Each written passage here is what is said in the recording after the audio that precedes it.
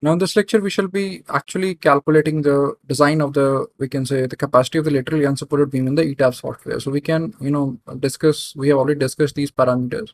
So we can left click on OK here and we can start the actual modeling. So in our case, we do know that the steel beam that we are having is approximately 8 meters span. So as of now, we can select two number of grid, 8 meters span, number of stories as 1, and story height can be taken as 3. Basically, that doesn't matter. And after that, if we want to talk about the loading, in our case, loading was 10 kN per meter as the dead load. Permanent load. So 15 kN per meter was the permanent load, permanent action, and 10 kN per meter is the imposed action. But before that, we can go to the material properties. 1117, that is okay because effective thickness is approximately 14.8 and the grade is 300 only, that is 3 Newton per mm square. So after that, we can go to section properties and frame section. And in here, we can left click on import new properties, steel eye white flange section. And we can select the steel beam as, we can say UB 610101. 610101. So we can scroll down to select UB 610101. So this is the beam. So we can left click on OK, and then again we can left click on modify show property to check that the material properties are correct or not. So in here we can see that material property is correct, that is between 11 and 17. So web thickness is 10.6, bottom flange thickness is 14.8. So this is okay for us. So again we can left click on OK, and after that we can go to the draw beam and draw beam column brace. We can close this window here, can close this also, and we can close this also. Go to the draw beam and draw beam column brace option again. So from here, we can select the property as 610 UB101, and we can select moment releases as pinned. So we can just simply model the steel beam from this point to this point. So the span is approximately 8 meters. And after that, we can select both the nodes and we can go to assign joint restraints, and we can assign fixed support also. So we can left click on OK. So this is a 3D view. We can switch off the grids by selecting set grid system visibility. So after that, we can select the beam again. We can go to assign frame loads and distributed, and load pattern name dead. That value is approximately 1515 kN per running meter. So we can left click on apply, and after that imposed action, that is the live load, that is approximately 10 kN per running meter. So 10, 15 and 10. So we can again select this particular steel beam and left click on apply and then OK. So we do need to understand that, and if we go to define load patterns, here we can see that the self weight is already included in the dead load pattern application. And after that, load combinations. Under the, we can simply left click on add default design combination, steel frame design, and do left click on convert to user combination editable. So we can check these load combination. This is of no use to us. UD steel D2. This is also like a serviceability load combination. We can keep it as of now. And after that, for this particular option, this is 1.35 dead load. And for this option, it is 1.2 time dead load plus 1.5 time live load. So we can name it, that is 1.2 times dead load plus 1.5 times live load. And this is basically 1.35 time dead load. And this is 1 time dead load plus 1 time live load. So we can left click on OK and then again left click on OK. So now this like window is complete, and then after that we can go to the analyze and set load cases to run. And from here we can simply switch off the model case analysis because we don't need that here. So we can left click on run now. You can save the model as per your convenience, and then it shall simply analyze this particular model. So here we can, left click on, now the analysis is complete, but we do need to design this arrangement also. So we can left click on AS41 and 2020. And in here we can see that everything is okay. That is hot rolled section is also okay. Moment frame AS41 and 2020 is also selected. So we can just go to this option also and select design combinations. So this is also okay, and deflection, this is also okay. So we can left click on steel frame design option. So in here you can see that if we right click here, the capacity is coming approximately 1.374. The basic issue, let me just explain you here. The basic issue that is with the KL factor. In KL factor in our example was basically 1. So this is the only window where you can change the value of the KT, KL and KR. You cannot enter KT, KL and KR values from any of these options. So you have to understand how the software works. So that is why both theoretical knowledge and software knowledge is important to correctly design the structural steel members. So here you can select one. So in here you can see that the bending moment capacity that is being calculated is very less, approximately 199. So as of now, you need to left click on OK, and here you can see that now it is passing, that is 0.892 for the load combination, 1.2 time dead load plus 1.5 time live load. Let us just check the bending moment capacity.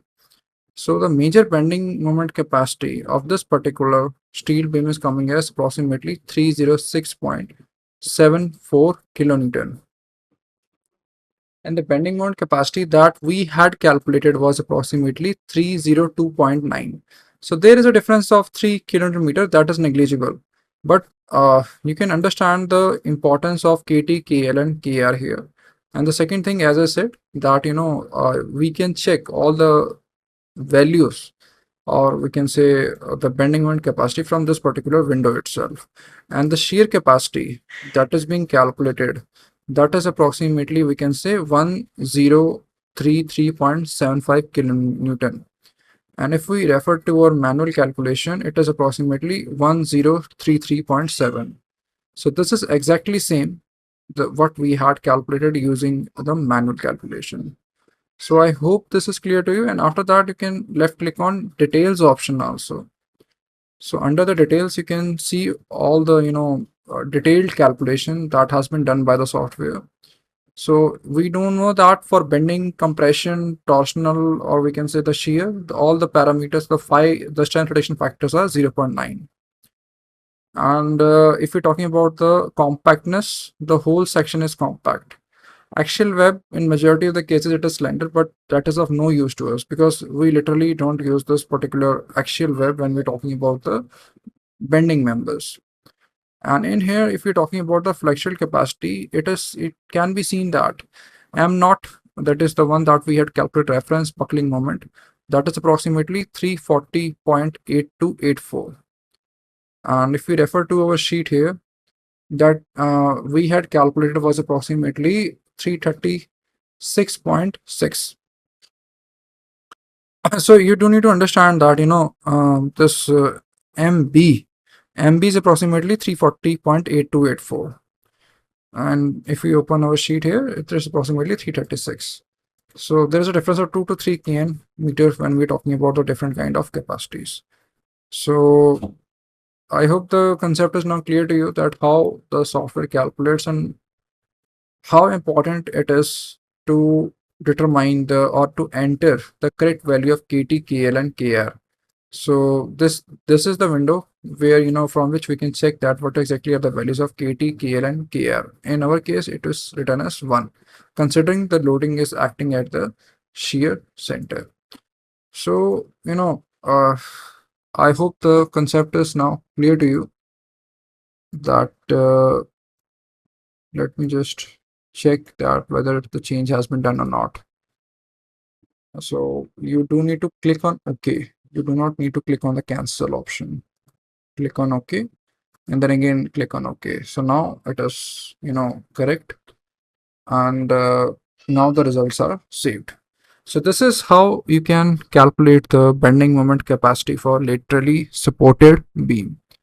Now just to compare the two different values, right now we have talked in detail about the bending moment capacity for, we can say, laterally unsupported beam, from where we have calculated that the bending capacity was 302.9 kN.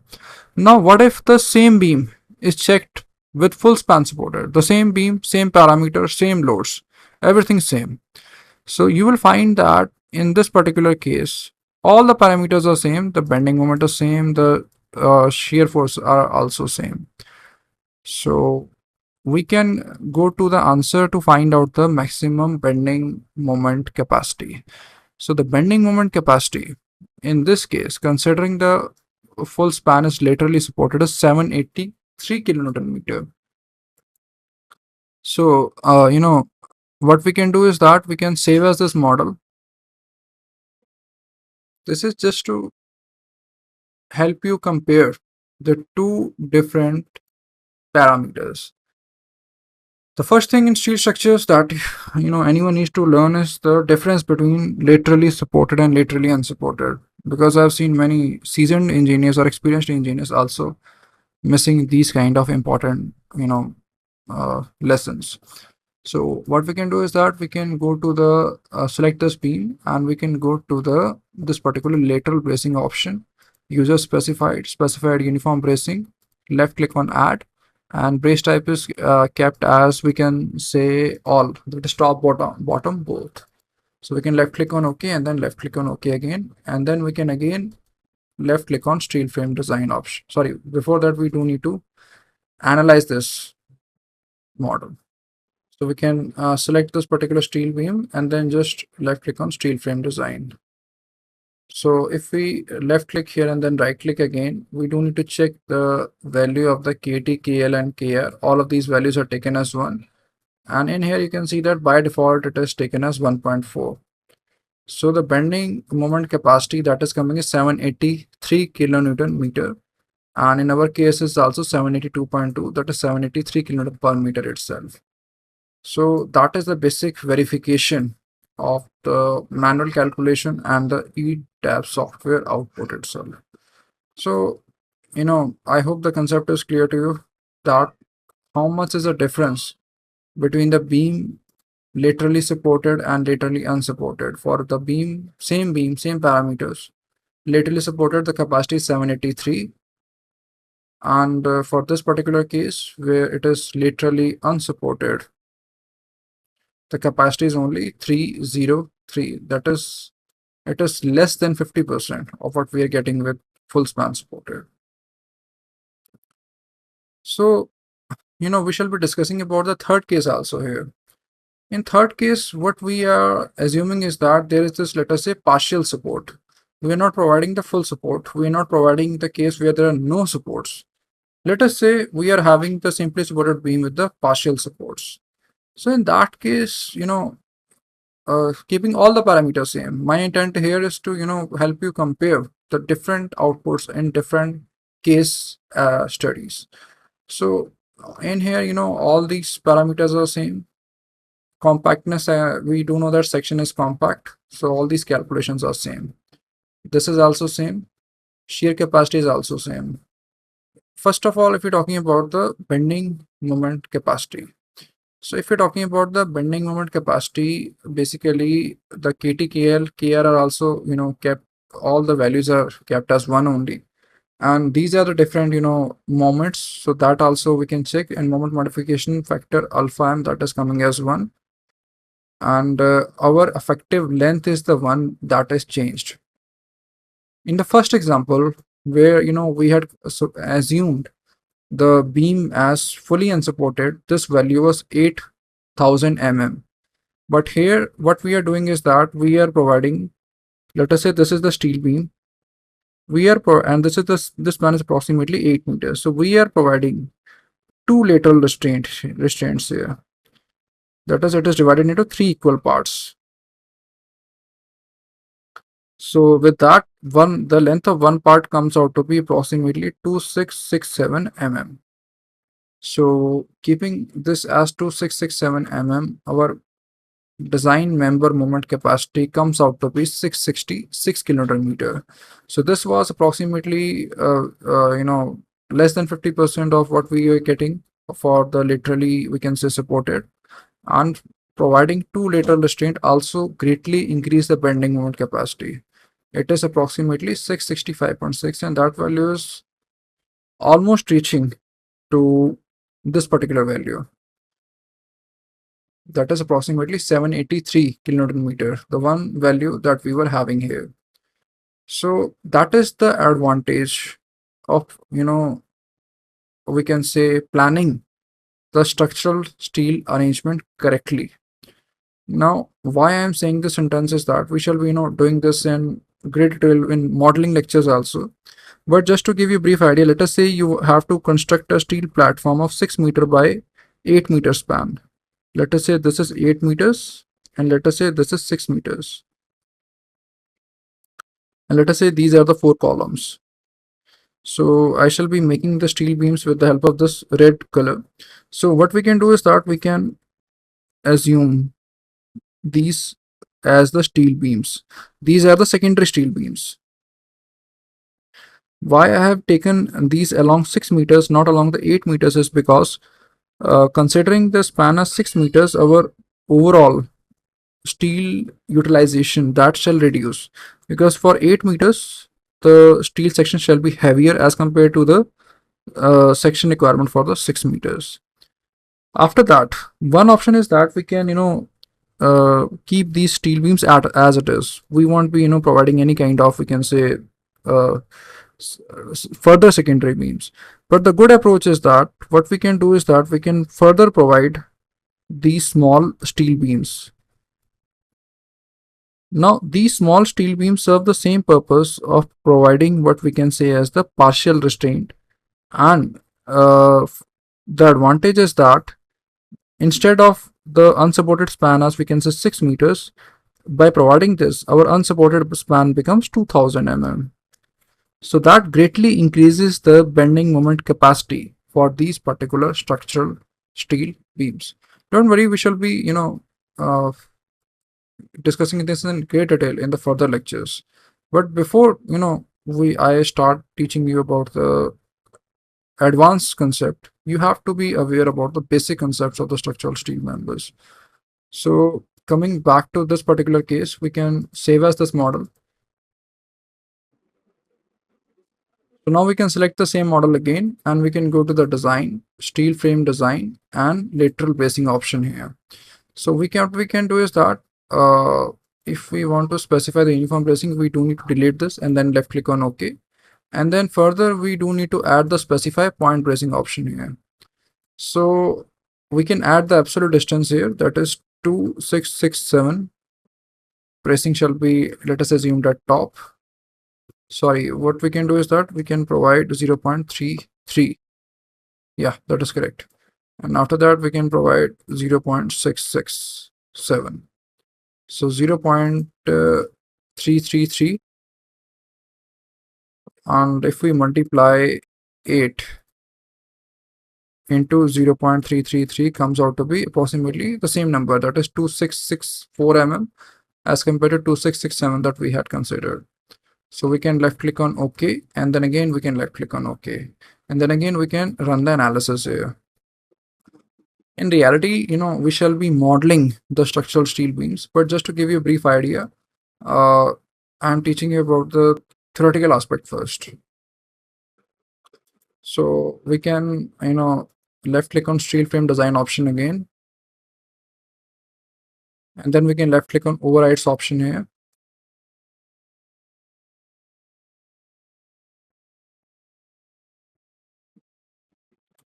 So here we can see that the bending moment capacity that we had calculated in our theoretical calculations is approximately 666 kilonewton, and the bending moment capacity that the software is calculating is approximately 670 kilonewton. So that is comparable. So this is also correct, and we can left click on details to see the what we can say as the detailed analysis or detailed calculations. So let me just check the different parameters. So in here you can see that L factor is given as 0.334, the one that we had entered when when we were calculating the we can say, or we can provide it in form of the lateral bracing arrangement. So with that you can see that how the L factor is governing the further calculations. So this is also okay, and we can left click on overrides option here again. So here also you can see that unbraced length ratio minor, and for LTB it is considered as 0.334, but you do need to understand that here it is 1. What is the meaning of this? For those who are new, this might be confusing to you, but let me just draw this in the sketch format. So let us say this is the steel beam on which we are discussing right now. So on this particular steel beam, we are fixing, let us say, this particular steel channels. And for considering the full length as approximately, we can say 8 meters, we have divided this into 3 parts, that is 2667, 2667 and 2667. And if we see this particular arrangement in the plan, so this is the steel beam, and on that we have fixed 2 channels. So what exactly is happening here? The thing that is happening is that this particular steel beam, the one that we are discussing right now, that can bend freely like this when we are talking about the major axis. But when we are talking about the minor axis is in this particular direction. So the bending shall be a little, we can say, something like this. So there shall not be, we can say, there shall be lateral restraint at wherever we are fixing these steel channels. So what we have done is that we have not broken the major axis bending. The major axis bending is as free as it was earlier. What we have done is that we have broken the minor axis bending. So that is why L effective for the major axis, it is taken as 1, that is full 8 meters. But if we are talking about the minor axis, that is this particular case, we have broken it into 3 parts, that is 0.334 times, that is approximately 2667 mm. So that is what being written here. And same shall be the case for the lateral torsional buckling also, that is about the third axis. So that is the basic philosophy of all of these calculations. So we can left click on OK again. So I hope the concept is clear to you, and the design of the structural steel beams as per AS 4100. The simple member design, bending member design, is same as what given in NZS 3404 also. So learn as per Australian standard, and you should automatically learn as per the New Zealand standard also, considering a simple beam bending element member.